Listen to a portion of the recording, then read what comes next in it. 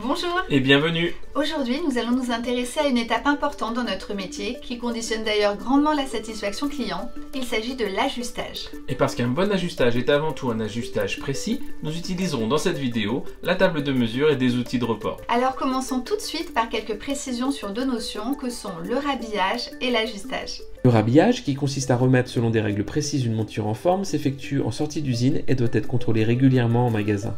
Il permet de donner à la monture sa forme initiale avant d'être proposée au porteur. Voici quelques points non exhaustifs à respecter lors du rhabillage.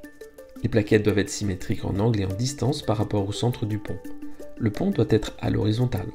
Les cercles des verres seront positionnés dans un même plan et bien orientés en vue de face et en vue de dessus. Les deux branches doivent être inclinées dans le même plan. L'ouverture symétrique des branches est en général comprise entre 90 et 100 degrés. La fermeture doit être ajustée sans chevauchement.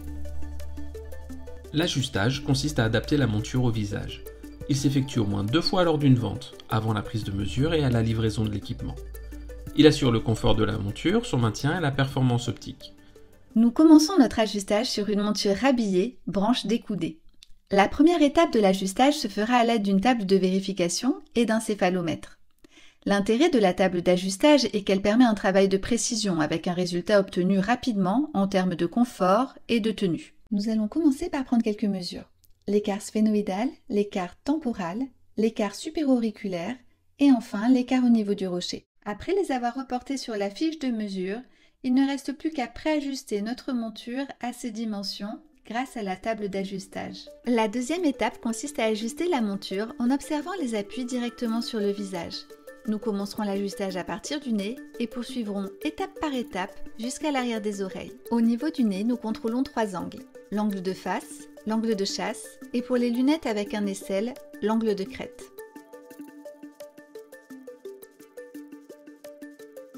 Puis nous vérifions l'horizontalité de la face que l'on modifie en jouant sur l'inclinaison des branches. En ce qui concerne le réglage de la distance vers œil, il se gère en modifiant l'ouverture des branches. Puis on affine le réglage des branches en vue de dessus. Le contact doit être équilibré et identique de chaque côté.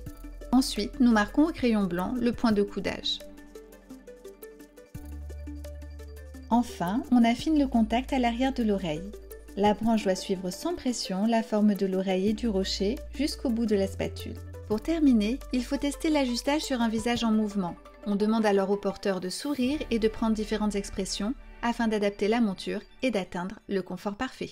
Et pour bien comprendre l'importance de l'ajustage et ses conséquences directes, voici un point sur l'anatomie de notre visage. Suivons le nerf trijumeau qui est à la fois moteur et sensitif. Du ganglion partent les branches ophtalmiques, maxillaires et mandibulaires. De nombreuses artères passent également au niveau du crâne. On comprend donc que les points d'appui de nos lunettes sont sur des zones sensibles qu'il est impératif de ne pas comprimer. Voilà, nous espérons que ce résumé non exhaustif sur l'ajustage à l'aide d'une table de mesure vous a plu. C'est un point fondamental de notre métier que nous traitons dans son intégralité au cours de nos formations. Vous trouverez à télécharger sur notre site la fiche de report de mesure ainsi que les liens vers les outils utilisés aujourd'hui. A bientôt pour un nouveau point en optique lunetterie. À bientôt!